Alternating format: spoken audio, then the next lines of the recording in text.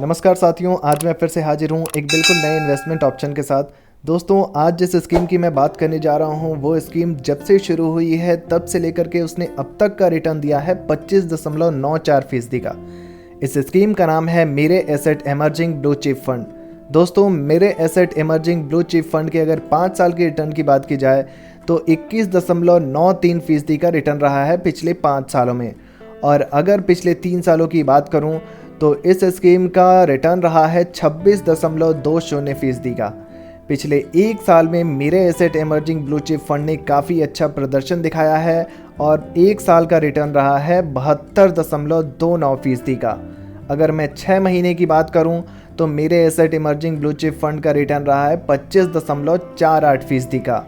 और अगर सिर्फ 1 महीने के रिटर्न की ही बात कर लूं तो मेरे asset emerging blue chip fund का रिटर्न रहा है 6.40% का, जो एफडी और आरडी की तुलना में भी ज़्यादा दिख रहा है। तो दोस्तों, आज के इस वीडियो में हम ये समझने का प्रयास करेंगे कि अगर हम मेरे asset emerging blue chip fund में 1000 रुपये हर महीने का निवेश शुरू कर दें आज से, तो कितने सालों में हम कितने रुपए कमा सकते हैं इस फंड के माध्यम से।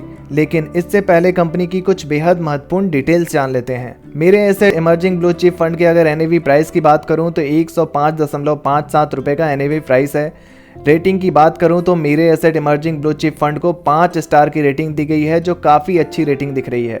मेरे asset emerging blue chip fund के अगर फंड साइज की बात की जाए तो 20,615.27 करोड़ रुपए का फंड साइज है। दोस्तों, आप SIP यानी हर महीने निवेश में 1000 रुपये के मिनिमम निवेश से आप शुरू कर सकते हैं इस फंड को। मैक्सिमम की कोई सीमा नहीं रखी गई है। यहाँ मैं आपको बताना चाहता हूँ कि मेरे asset emerging blue chip fund lump sum की सुविधा नहीं देता है, यानी आप एक साथ पैसे जमा नहीं कर सकते इस फंड में।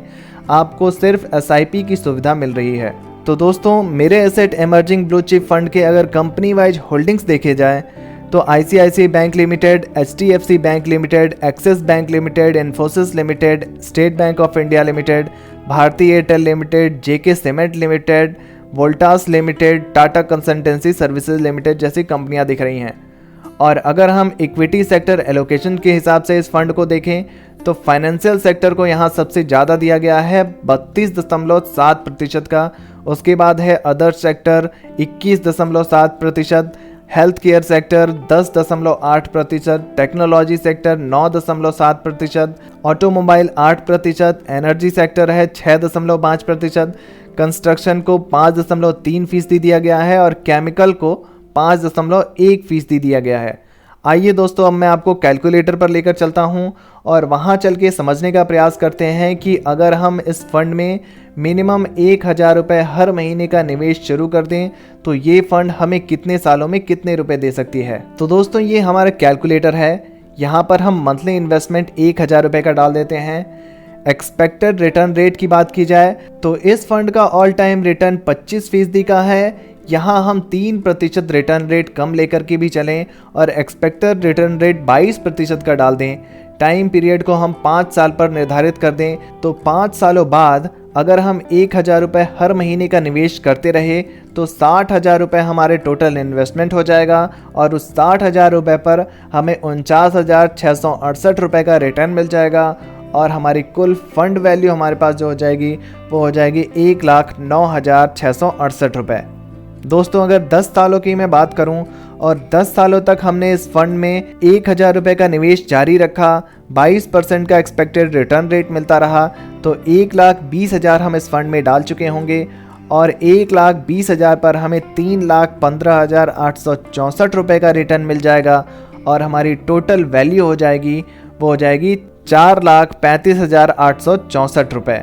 दोस्तों, अगर 15 सालों तक के लिए हमने इस स्कीम को चलाया और 15 सालों तक हमने 1000 रुपये हर महीने के निवेश को जारी रखा तो 1,80,000 रुपये हम इस फंड में डाल चुके होंगे 15 सालों बाद और 1,80,000 पर जो हमें रिटर्न मिलेगा वो होगा 12,26,098 रुपये का और हमारी कुल फंड वैल्यू हमारे पास जो हो जाएगी वो हो जाएगी 14,06,098 रुपये। दोस्तों, अगर 20 सालों के लिए हमने इस स्कीम को चलाया तो 20 सालों बाद हम 2,40,000 इस फंड में डाल चुके होंगे। एक्सपेक्टेड रिटर्न रेट 22% का मिलता रहा तो 40,51,968 रुपये का रिटर्न मिल जाएगा और हमारी कुल फंड वैल्यू 42,91,948 रुपये हो जाएगी। दोस्तों अगर 25 सालों के लिए हमने इस स्कीम को चलाया तो 3 लाख रुपए हम इस फंड में डाल चुके होंगे और उस 3 लाख रुपए पर अगर 22% का एक्सपेक्टेड रिटर्न रेट मिलता रहा तो 3 लाख रुपए पर जो हमें रिटर्न मिलेगा वो होगा 1,25,75,885 रुपये और हमारी कुल फंड वैल्यू हमारे पास जो हो जाएगी वो हो जाएगी 1,28,75,585 रुपये की। यानी कि 25 सालों बाद अगर हम 1,000 रुपये इस फंड के माध्यम से निवेश करते रहे तो 25 सालों बाद हमारे पास 1,28,75,585 रुपये हो जाएंगे और अगर हमने इस स्कीम को 30 सालों के लिए चलाया तो 3,60,000 रुपये के कुल इन्वेस्टमेंट पर अगर 22% का इंटरेस्ट रेट मिलता रहा तो 3,80,46,650 रुपये हमें रिटर्न में मिल जाएगा और हमारी कुल फंड वैल्यू बढ़कर हो जाएगी हमारे पास वो हो जाएगी 3,84,06,650 रुपये। तो दोस्तों 1,000 रुपये के मिनिमम निवेश से आप 30 सालों बाद 3,84,06,650 रुपये बनाने में सफल हो सकते हैं मेरे asset emerging blue chip fund के माध्यम से।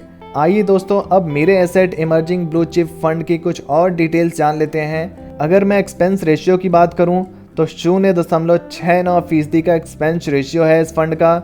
एग्जिट लोड की बात की जाए तो अगर आप 1 साल के अंदर रिडीम करते हैं तो एग्जिट लोड 1% का लगता है। स्टैम्प ड्यूटी आपको 0.005% का देना होता है। तो दोस्तों मेरे asset emerging blue chip fund की ये जानकारी कैसी लगी कमेंट बॉक्स में ज़रूर लिखिए।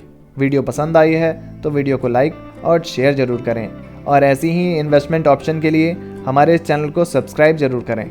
धन्यवाद।